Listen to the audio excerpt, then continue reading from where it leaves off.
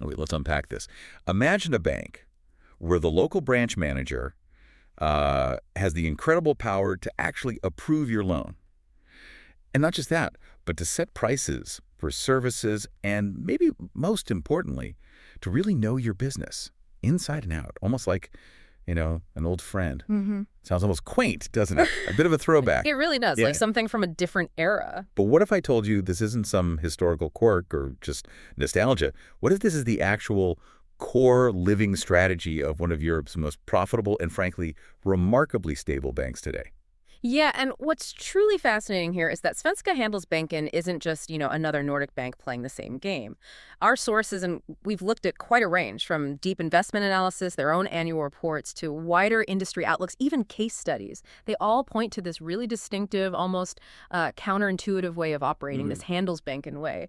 It's allowed them to achieve, well, exceptional stability and profitability for decades now, quietly doing better than many of their flashier competitors. So our mission today is what? To really get under the hood. Exactly. Explore how this unique model actually works day to day. We need to dissect its financial strengths, see how it stacks up against the competition, and, figure out what this all means for its future, especially in a world that's changing so fast. And for you, the listener, we're aiming to cut through the usual noise, go beyond just the headline. Right. Get to the core insights. What genuinely sets this place apart? Okay, so let's start with the basics. Who is Handelsbanken? Well, they're definitely not a new kid on the block. Svenska Handelsbanken started way back in 1871 in Stockholm, Sweden. Right. And it's what we call a universal bank, basically a one-stop shop. For individuals, for businesses, big and small, institutions too. So they offer the whole suite of services. Pretty much everything. Traditional banking, mortgages, savings accounts, pensions, insurance, asset management, investment banking, securities trading, you name it. They really do cover the waterfront. And how do they structure all that? How is it organized? They break it down into 5 main segments. First, there's Sweden, obviously. That's their home base, their biggest market. Makes sense. Then the UK, which they've clearly flagged as a really key growth area. Norway, another core Nordic market. And the Netherlands makes up the 4th of their designated home markets. Okay, 4 home markets. What's the 5th segment? That's capital markets. Think of it as their specialized investment bank wing. It provides the more sophisticated stuff, complex risk management, derivatives, corporate finance advice, transaction banking, mainly for their corporate and institutional clients. Ah, so it serves the big players. Exactly. And importantly, it also handles their international operations outside those 4 main home markets. It's about supporting existing clients globally, not really about broad retail expansion elsewhere. Got it. So how does a bank like this actually, make its money? What are the main revenue streams? Well, like most traditional banks, the biggest slice comes from net interest income, NII. Right, the classic spread between lending and deposit rates. Precisely. Then you've got net fee and commission income. That comes from things like managing assets, payment processing, advice, that sort of thing. A bit more stable, maybe? Less tied to interest rates. Generally, yeah. It's a good diversifier. Then there are smaller bits from net gains or losses on financial transactions and their net insurance result. But fundamentally, it's all driven by their core activities, handling payments, providing finance mortgages, corporate loans, and managing savings and pensions. It's a solid traditional banking model at its heart. Okay, so that's the structure. But you mentioned this Handelsbanken way. That sounds like where the real difference lies. Oh, absolutely. This is the core, their absolute heart. It's not just marketing fluff. It's this radical, deeply embedded, almost countercultural, decentralized model. They brought it in back in the early 1970s. 70s. So while everyone else was centralizing, they went the other way. Exactly. But a profound departure from the norm. They basically decided to build the whole thing on trust. Trust in their customers and, crucially, trust in their own employees. Trust. Yeah. How does that translate into practice? It's founded on this conviction, this deep belief, that the real sustainable advantage comes from the creativity, the insight, the judgment of their people, especially the ones on the ground at the local level. And the most striking example of that has to be this idea that the branch is the bank. I mean, what does that really mean in practice? It means exactly what it sounds like. It's not just about having local buildings. The local branch managers have an extraordinary amount of autonomy, almost unparalleled in banking today. So they can actually make the big decisions. Loan approvals, pricing. Yes. They make virtually all the key business decisions for their customers, approving loans, setting the price for services, tailoring offers to fit the specific needs of their local community. The power sits right there at the front line. Where the information is best, presumably. Yeah, Closest to the customer. precisely. These managers aren't just order takers waiting for head office. They know their customers, they understand the local economy, they can act quickly and use their judgment. It's a completely different mindset. Which must mean they manage performance differently, too, if the power is local. Totally different. They deliberately avoid all the usual stuff. No centralized budgets pushed down from above, no aggressive sales quotas, no product-pushing targets based on volume. Really? No sales targets. How do they incentivize people then? It's a conscious rejection of practices they think lead to short-termism and, frankly, bad behavior. The focus isn't on hitting individual numbers. So what is the goal then, if not sales volume? The overarching goal is simple but profound: achieve higher profitability than their peers, but driven by superior customer satisfaction and lower costs. That's the key. Lower costs through efficiency.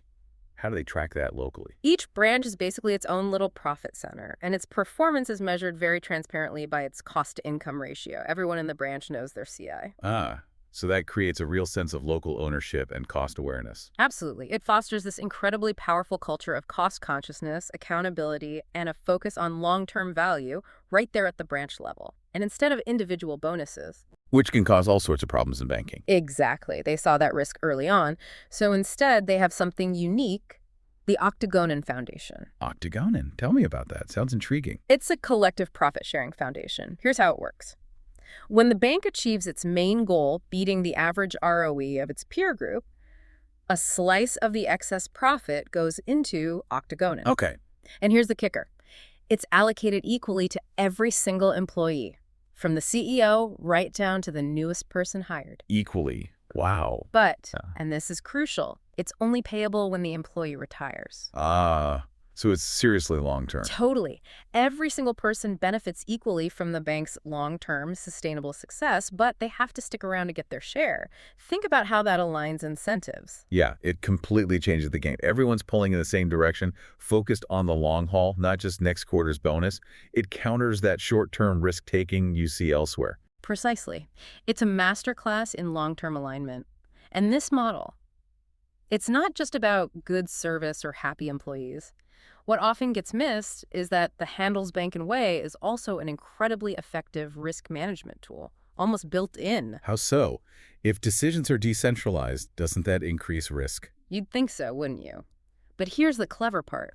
While the decisions are local, they operate within a very strict, centrally defined, non-negotiable credit policy. Oh, so there are firm guardrails. Absolutely. And that policy is applied consistently, good times and bad.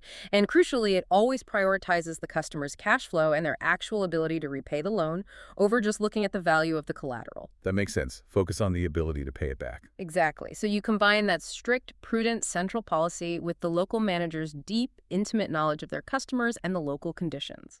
And you get better risk assessment. Much better.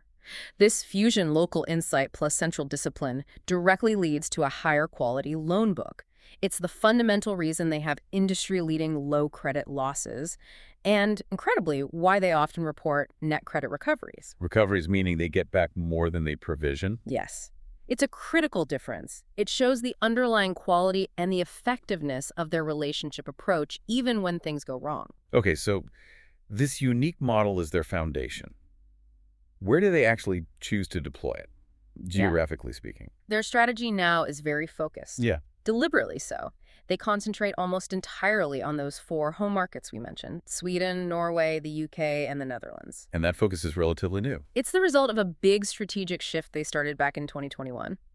They made the tough, disciplined call to sell off their businesses in Denmark and Finland. Why leave those markets? They basically felt they couldn't get the right scale or profitability there, given their specific model. Denmark was sold off in late 2022, and Finland mostly wrapped up by the second half of 2024. So a real streamlining, focusing resources. Exactly. Concentrate resources where they see the best fit and potential for long-term, profitable growth that aligns with their philosophy. They do keep a small, targeted presence elsewhere, like Luxembourg and New York. But that's not for expansion. No, purely to support the cross-border needs of their core clients from the home markets. It's about service, not footprint expansion. And what about their customer base? Who are they typically banking?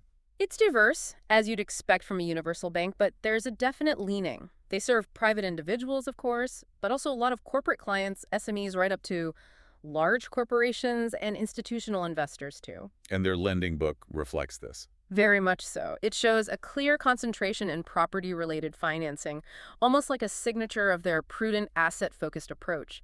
In 2023, nearly half, 48.8%, was private mortgages. Wow, almost half. Yeah, reflecting their strong retail presence. Then another big chunk, 38.6%, was corporate property financing. Often those owner-managed businesses they know really well.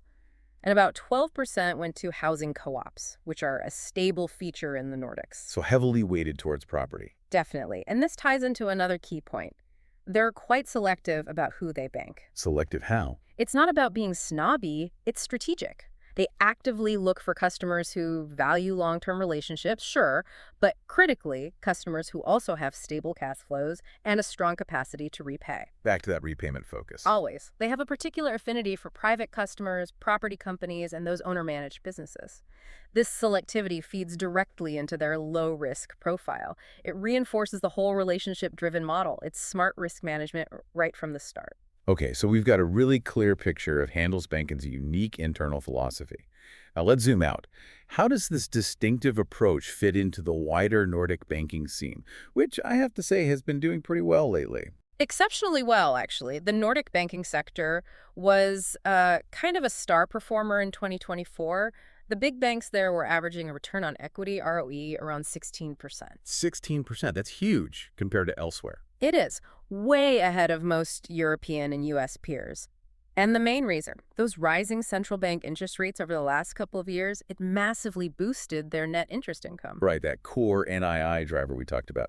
So if you've been following the economic news, you know interest rates have been the big story. Absolutely. And for banks like Handelsbanken, these aren't just headlines. They hit the bottom line directly, profoundly. But the environment's shifting again, isn't it? Rates are coming down now. Definitely. That's the big story for 2025. We're seeing macroeconomic headwinds emerge. Central banks, including Sweden's Riksbank, have started cutting rates, and more cuts are expected. Which puts pressure on those lovely high margins. Exactly. Downward pressure on net interest margins, NIMs, and therefore on NII, especially later in 2025.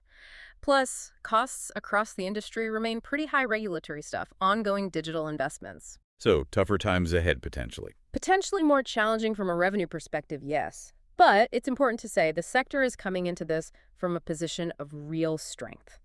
Asset quality is still robust, loan losses are incredibly low across the region, years of cautious management and tough regulation have paid off there. So within this strong but shifting landscape, who are Handelsbanken's main competitors, it seems like a concentrated market. It is, dominated by a few big, mostly pan-Nordic players, each with its own flavor. You've got Nordea, probably the biggest financial group in the whole region. Nordea's strategy is scale and digital, right? Very much so. They compete hard on scale. They've got a super strong digital offering, aiming for that best-in-class omni-channel experience. Digital leadership is their mantra. Okay, who else? Then there's Skandinaviska and Skildebanken, strong in corporate banking, especially in Sweden and the Baltics. Big focus on investment banking and increasingly guiding clients on sustainability. Right, and Norway. That's DNB Bank territory. They're dominant in Norway, known for their focus on digital and data, and they set very specific financial targets like high ROE. And Danske Bank. The leader in Denmark. They're pushing through a big strategy called Forward 28, lots of investment in new digital platforms and beefing up advisory services. So a tough crowd. Lots of big, ambitious players focusing on digital and scale. Exactly. And this is where Handelsbanken really stands out. They're not trying to beat Nordea at the digital scale game. They're sticking to their knitting. Pretty much. Their differentiator remains that unique, decentralized model, that deep relationship banking philosophy. While others chase digital efficiency and market share, Handelsbanken is doubling down on, well, being Handelsbanken. Human connection, local expertise, trust. That contrast must create advantages but also challenges. Absolutely. It positions them almost as a contrarian. Incredibly valuable in some ways, but potentially vulnerable in others in such a fast-moving, tech-driven industry. Let's talk market share. How do they stack up, say, in Sweden? In Sweden, they're a giant, a genuine powerhouse. Alongside Swedbank, they're consistently one of the top two. They hold around 21% of the total credit market. 21%. That's significant. It is, but where they really shine, where the trust factor comes through, is in savings. Get this. Back in 2019, they pulled in over 21% of all net new savings going into mutual funds in Sweden. Even though their overall market share was lower. Yeah, their total volume shift of funds was only about 11.2% then. That gap tells you something, doesn't it? It speaks volumes about trust and loyalty for long-term money. Exactly. Swedish savers really trust them with their long-term wealth. What about the UK? You said that was a key growth market. It is, but it's a different story there. More complex. They've run steadily since '99, over 150 branches now. But the UK market is fiercely competitive, fragmented. And you mentioned efficiency challenges. Yes, it hasn't been as smooth sailing, perhaps. Plus, the whole landscape has shifted. Challenger banks, specialist lenders, they now account for something like 60% of new SME lending. The big traditional banks have lost a lot of ground. So a tougher nut to crack for Handelsbanken's model. Potentially harder to scale quickly, yes. It's a dynamic environment. In Norway and the Netherlands, it's been more about steady, organic growth, applying their model carefully, building relationships, not chasing aggressive share gains. Now, this digital transformation piece, the Nordics are leaders, right? Way ahead of the curve. The big banks there started their digital journeys ages ago, almost 2 decades back. But the pace just keeps accelerating. Consumer expectations keep rising. Fintechs nipping at their heels. Constantly. Fintechs are challenging them in payments, lending, brokerage, everywhere. So even the leaders can't rest on their laurels. The pressure to innovate is immense. Which must create that strategic tension you mentioned for Handelsbanken. Their identity is so tied to the human touch, the branch network. Exactly. It's a fascinating contrast. Their whole cultural moat is built on relationships, personal service, that physical presence. Meanwhile, competitors like Nordea are explicitly gunning for digital leadership, pushing purely digital journeys. So how is Handelsbanken adapting? They can't just ignore digital. No, they can't. And they aren't. They've made some smart, targeted moves. They brought in a chief digital officer from outside finance, bringing fresh eyes. And crucially, they've adopted agile methods, specifically the scaled agile framework, SAFE. SAFE. That's about making big organizations faster at tech development. Essentially, yes. It helps coordinate lots of teams, apply agile principles at scale, speed up building new tools. And it's working. You mentioned results. Apparently, yes. Reports suggest it's cut the average development time for new digital features by about 30%. That's a significant improvement for a bank their size. So bringing some startup speed to an established player. That's the idea. But, and this is important, they frame it as supporting the existing model, not replacing it. So they see themselves as a fast follower, not a digital pioneer. Precisely. Agile is there to enhance the decentralized culture and the human touch, not overhaul it, which leads to that potential long-term risk. Can they compete purely on digital experience if they're not all in on a digital-first strategy? That's the million-dollar question. Can they integrate enough digital slickness to meet expectations without diluting what makes them special? That balancing act, it's going to be absolutely critical for their future. And on top of all that competition and digital pressure, there's the regulatory burden. You mentioned it's pretty heavy in the Nordics and EU. Oh, yeah. It's a complex, stringent environment, and it keeps evolving. Anti-money laundering, AML is huge. After some big scandals in the region, the scrutiny is intense. We're getting a new EU-level AML authority, a single rule book. It's getting tougher and more harmonized. What else? CAFTA rules. Always. The Basel III implementation, CRR3 framework, introducing this output floor, which basically limits how much benefit banks get from their internal risk models, sets a minimum capital level. To ensure a baseline strength. Exactly. Reduce variability. And then there's sustainability, ESG. It's massive, huge pressure on banks to finance the green transition. New disclosure rules like CSRD, integrating ESG risks into everything they do. So all this regulation, it's not just paperwork. Not at all. It's a real, persistent drag on profitability for the whole industry. It's the necessary cost of doing business responsibly, building trust, but it's a significant cost. No getting around it. Okay, let's dive into the numbers then. Because this is where Handelsbanken's unique way of doing things really seems to pay off, right? You mentioned a consistent track record. Absolutely. High profitability, fantastic cost control, and really superior asset quality. And the impressive part is they've done this through thick and thin across different interest rate cycles. It's not just a one-off good year, it's a pattern. Let's start with net interest income, NII, their main engine. How did that look during the rate hikes? It surged. big time. NII jumped 21% in 2022, up to SEK 36.6 billion. Then another 30% jump in 2023, hitting SEK 47.6 billion. Massive growth. Wow, but now rates are falling. Yeah. How's the resilience? Pretty remarkable, actually. Better than many expected. In Q1 2025, NII was only down 2% year on year. That's quite strong given the rate cuts already happening. Only 2% down. That is resilient. It was. But the pressure is definitely building now.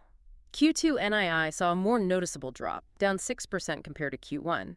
Partly currency effects, but also that margin squeeze starting to bite. The bank themselves noted the positive repricing effects from rising rates weren't repeating. So that NII compression is the main theme now, as you said earlier. It is. That's the key headwind across the Nordics. And Handelsbanken isn't immune. Something for you, the listener, to definitely keep an eye on. What about the other income streams, fees and commissions? You said that was a stable diversifier. Very much so. It grew strongly, 18% back in 2021, and held steady with 1% growth in 2023. Helps smooth things out. And where's that fee growth coming from mainly? Mostly their savings and asset management business. They've consistently grabbed market share in Swedish mutual funds. People trust them with their long-term money. So that trust translates directly into fee income. Exactly. And that momentum continued into 2025. Q1 saw a healthy 5% year-on-year rise in fee income, again, led by savings. It shows their diversification is working, providing a nice cushion against NII volatility. Now, costs. You called their cost discipline exceptional. How does that show up in the numbers? It's one of their hallmarks. They are consistently one of the most cost-effective universal banks in Europe. It comes from having a lean central function, no corporate bloat, and that incredibly strong cost-conscious culture in the branches. Because the branches track their own cost-to-income ratio. Oh, mostly. it makes a huge difference. You see it clearly in their CI ratio. It dropped nicely from 45.8% in 2021 down to 42.4% in 2022. And more recently. Very strong, 40.7% in Q1 2025, helped by cutting expenses 7% year on year and reducing staff by the same amount. The ratio did tick up slightly in Q2 to 44.2%, mainly because income dipped. But underlying costs kept falling. Exactly. Underlying expenses continued to decrease. That consistent efficiency improvement, even while they're repositioning strategically, really highlights how deep that accountability culture runs. It's baked into the model. And their main financial goal, return on equity, ROE, higher than peers. Are they hitting that? Consistently, year after year. It's their North Star. What do the numbers look like? Really robust. ROE climbed from 11.8% in 2021 to 12.5% in 2022, then hit a very strong 15.9% in 2023. And holding up in 2025 despite the headwinds. Still healthy levels, 13.0% in Q1, 12.7% in Q2. It really speaks to their underlying strength, that efficient model, and their prudent risk approach. They deliver consistent profitability. Okay, but you saved the best for last, maybe. The asset quality. You said it's their most impressive feature. I really think it is. It's truly differentiating. Their asset quality is pristine. It's the direct result of that decentralized but disciplined risk model. Credit losses were effectively zero in 2021 and 2022. Zero. That's amazing. It gets better, or maybe stranger, depending on how you look at it. They actually reported net credit loss recoveries for 6 consecutive quarters through Q2 2025. Wait, say that again. Net recoveries. Yeah. For 6 quarters, a bank actually making money back from old bad debts consistently? That sounds almost impossible. Yeah, it's almost unheard of, but it's real. How? I mean, how does their specific approach make that happen? What are they doing that others aren't to achieve recoveries like that? It must be more than just good luck. Oh, it's absolutely not luck. It goes right back to the DNA of the Handelsbanken way. Remember, local managers with deep customer knowledge, operating within that strict central policy focused on repayment capacity, not just collateral. Right, the fusion of local insight and central discipline. Exactly. It means they're making better loan decisions up front because they truly know the borrower. But crucially, when a customer does run into trouble, that relationship, that deep understanding is already there. So they could work with the customer more effectively, proactively. Precisely. They're often able to find solutions, restructure loans, help the business recover in ways a more distant, centralized bank simply couldn't. They recovered debts, others would just write off. So those net recoveries, they're a direct, tangible result of their model. It gives them incredible earning stability. What about actual loan growth? Has that been strong? It's actually been pretty muted in recent years, which again reflects their discipline. They're not chasing volume, they prioritize quality. But you mentioned signs of life. Yeah, a little bit. Q4 2024 was interesting. First time in almost 5 years, they saw positive lending growth across all their home markets at the same time. And that cautious positive trend continued into the first half of 2025. So maybe a careful return to growth. Okay. If we look at some headline numbers, say from the sources like operating profit. Yeah, you can see the journey. Operating profit grew really nicely from about SEK 18.8 billion in 2020 up to 35 billion in 2024. Consistent growth. And that CI ratio trend. Impressive drop from nearly 52% in 2020 down to a fantastic 37.2% in 2023. Yeah. It ticked up a bit in 2024 as income softened to just under 42%, but still shows that deep efficiency. And the credit loss ratio. Negative since 2023. Those recoveries. Exactly. Now, if you compare them to peers, say using Table 2, Handelsbanken's ROE, around 12.8% recently, is solid, above target, but maybe not as high as in Nordea at 16.2%. That's their capital position. That's the trade-off. Handelsbanken's CET1 ratio, the core capital buffer, is super strong, 18.4%, way above minimums. It highlights their conservative stance, that fortress balance sheet. They prioritize safety and stability, maybe sacrificing a bit of peak ROE that others might chase with more risk. It's a clear choice. Okay, foundations understood. Financials look strong, especially on risk and cost.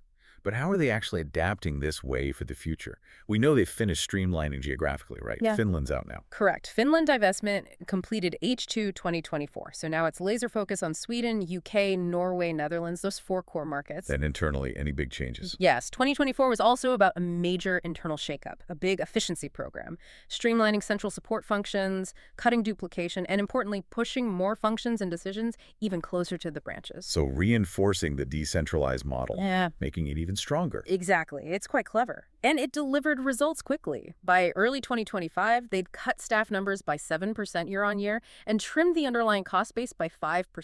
They're walking the talk on efficiency. And the big external factor, interest rates. We know they benefited hugely on the way up. True. 2022 and 2023 were great for NII. But now the pivot to easing is the big headwind. Undeniably. It's the most significant near-term challenge. NII showed resilience initially, but Q2 results were clear. That margin pressure from falling rates is hitting, the positive repricing effects are gone, NII compression is the reality now. There's also been a change at the top. New CEO. Yes, Michael Green took over as president and CEO in early 2024. Always a moment to watch for strategic shifts. And what's his message been?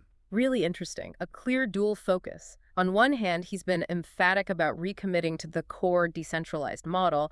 He even coined the phrase, even more Handelsbanken. Even more Handelsbanken, doubling down on the core. Pretty much, refining it, making it more potent.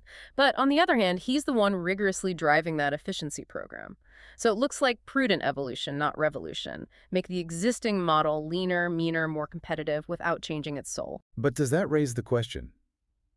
In such a disruptive world, is even more Handelsbanken enough? Or could it be too much of the same? That's the critical strategic tension, isn't it? Can refinement keep pace with disruption? It's the key challenge for his leadership. Now, one move that seems almost deliberately counter-trend, they're opening branches, or at least expanding physical advisory. Yes, it is fascinating. In 2024, they added about 20 new advisory locations across Sweden.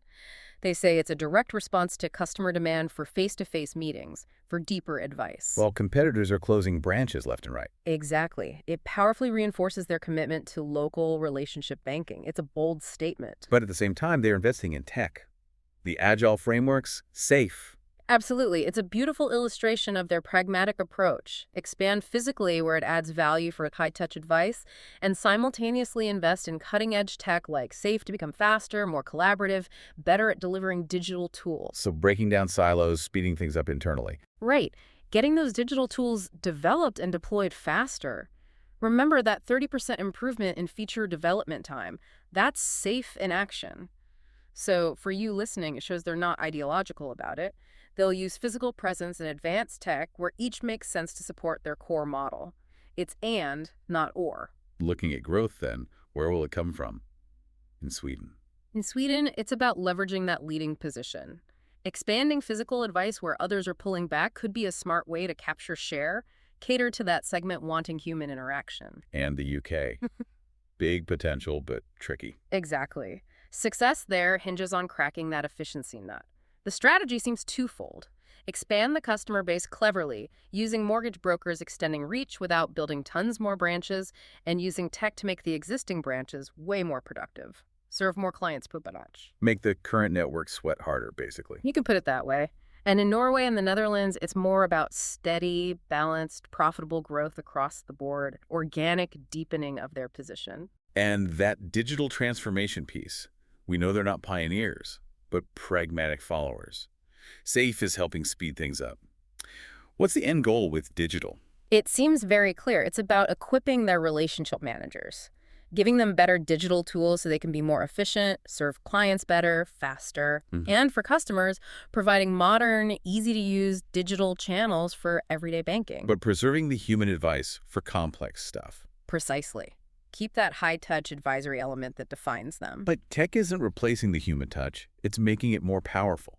A force multiplier. That's a great way to put it. What about other growth areas? Wealth management? Huge opportunity, definitely. They've already shown they can win trust and market share in Swedish mutual funds. So the potential is to leverage those existing banking relationships. Exactly. Increase the share of wallet from clients who already trust them across all their home markets. Plus, think about demographics. The Nordics are facing this massive intergenerational wealth transfer. Money passing down generations. Right. Banks with strong advisory, trusted brands. Handelsbanken is perfectly placed to capture a big slice of that. It's a major structural tailwind for them. And sustainability. They're aiming to be a leader. Yes, they've been very strategic about this. Most sustainable bank is the ambition. And it seems integrated, not just marketing. How so? They have a group-wide transition plan, heavily focused on property and mortgages, their biggest lending area, actively supporting customers to go green, financing sustainable projects. Which aligns with everything else, regulation, investors, customer. Perfectly. It hits all those points. By embedding sustainability in their core lending, they're positioning themselves to win a growing share of the green finance market. That's a massive long-term growth driver. It's smart business, strengthening both brand and balance sheet. Let's talk capital then. Yeah. Because you hear fortress balance sheet used a lot with Handelsbanken. Is that fair? Absolutely fair. They consistently run with capital levels way above the regulatory minimums, gives them enormous resilience. That key CET1 ratio was 18.4% in Q2 2025. 18.4%. Yep. How much buffer is that? About 3.5 percentage points above what's required. That's a lot of extra cushion. Provides significant financial flexibility, supports their high credit ratings. And what about returning some of that strength to shareholders? Dividends. Oh, yes. Shareholder returns are a very clear priority. They have a long history of generous dividends and often throw in special payouts when capital builds up too high. Can you give some examples? Sure. For 2022, they paid out SEK 8.00 per share, including a special. For 2023, the ordinary was SEK 6.50. And then for 2024, a landmark SEK 15.00 per share total, split between ordinary and special. 15 kroners, that's huge. It really was. Showed exceptional capital generation. And it continued into 2025. The anticipated payout for just the first half was SEK 7.15 per share, which works out to a payout ratio of, wait for it, 120% of the profit for that period. 120% payout ratio. That is almost unheard of. What does that signal? Extreme confidence? Or maybe too aggressive? It's definitely a powerful signal. Shows profound management confidence in the stability of their earnings and, crucially, that amazing asset quality, even with rates falling. They're actively using the dividend to manage their capital down towards their target range. So they think they have too much capital. Essentially, yes. More than they need operationally or for regulatory buffers right now. But you're right to question it. It sets a very high bar. If a really nasty downturn hit unexpectedly, that kind of payout could become a constraint. It's bold, reflecting deep conviction in their model's resilience. And dividends are clearly their preferred way to return capital, not share buybacks. Overwhelmingly. They haven't really done large-scale buybacks like some peers, Nordea, for instance. Is there a stated policy on that? Very clear hierarchy. Priority 1, fund organic growth in core markets. Priority 2, maintain those super strong capital buffers. Priority 3, return all surplus capital via dividends. That massive recent dividend wasn't just random, it was a deliberate action to steer the CET1 ratio down, proving they really do have that fortress balance sheet and are willing to share its strength. Okay, let's flip to the risks. Even a fortress has potential weak points. Credit risk, you said, it's their biggest strength, the pristine portfolio. Undeniably. Low risk tolerance, strict central policy, focusing on repayment capacity. It's fundamental. And those net recoveries prove it. 6 quarters running speaks volumes. However, the big concentration risk is obvious. All that real estate.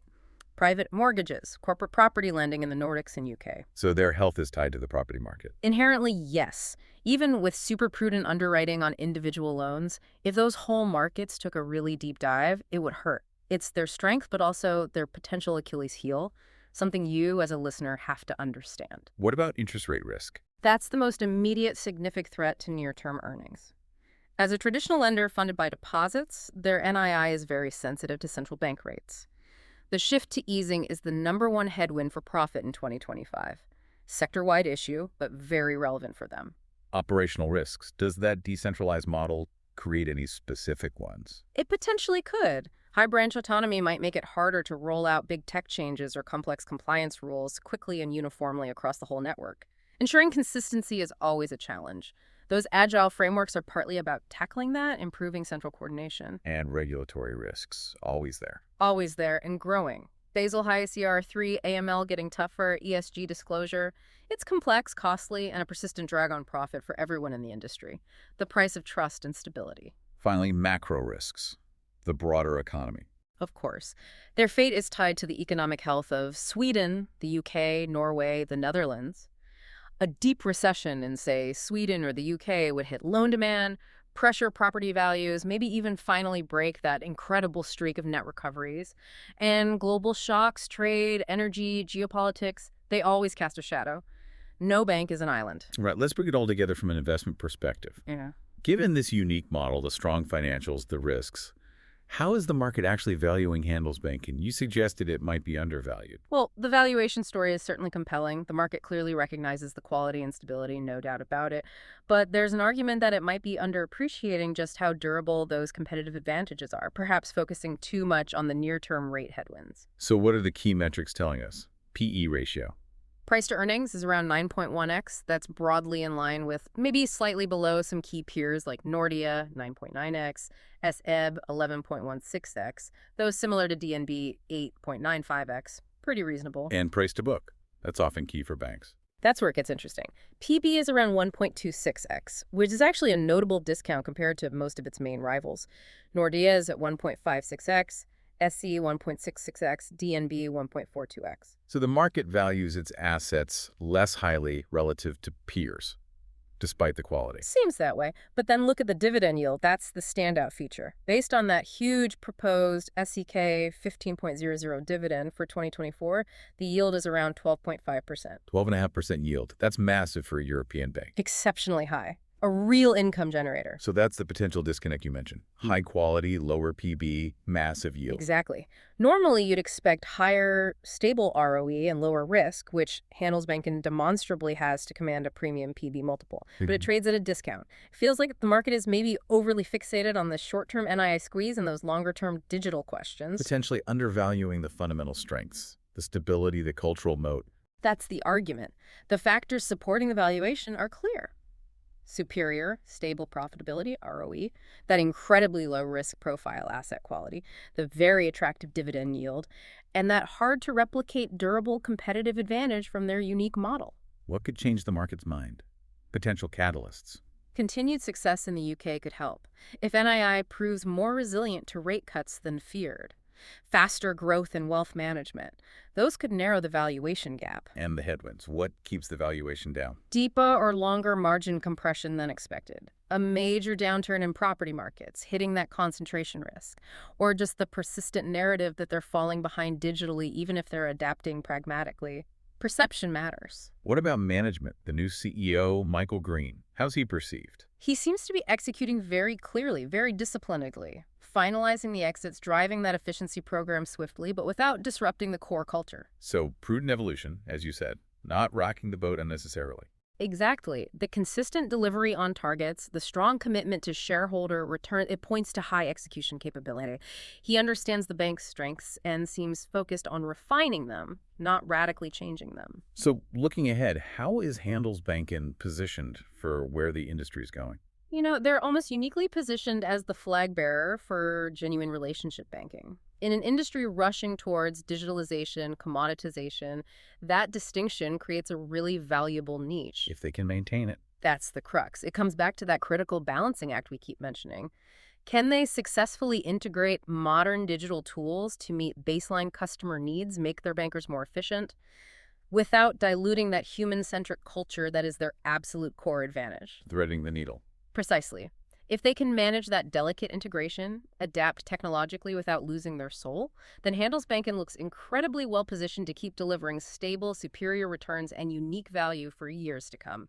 Hashtag outro. So wrapping this up, what's the key takeaway for you, the listener, thinking about the future of banking? We've really seen a bank here that isn't chasing the latest shiny object or trying to be the biggest. Handelsbanken is doubling down on something almost timeless. Yeah. Trust, local insight, human connection. Mm-hmm. They built this incredible cultural moat, something many thought was impossible in modern finance, and it delivers real results. Financial stability, amazing asset quality, even when the market's choppy. Which really leaves us with a provocative thought, doesn't it? In our world so obsessed with digital speed, AI, global scale, does the Handelsbanken story maybe suggest something different? What's that? Does it suggest that maybe the ultimate, the most sustainable competitive advantage isn't actually found in bleeding-edge tech or sheer size, but in that unwavering, almost old-school commitment to deep human relationships and localized trust? Can slow and steady, rooted in values, actually win the long race against fast and digital? It's a fascinating question, isn't it? What stands out to you about that idea as you reflect on their journey? Something to ponder.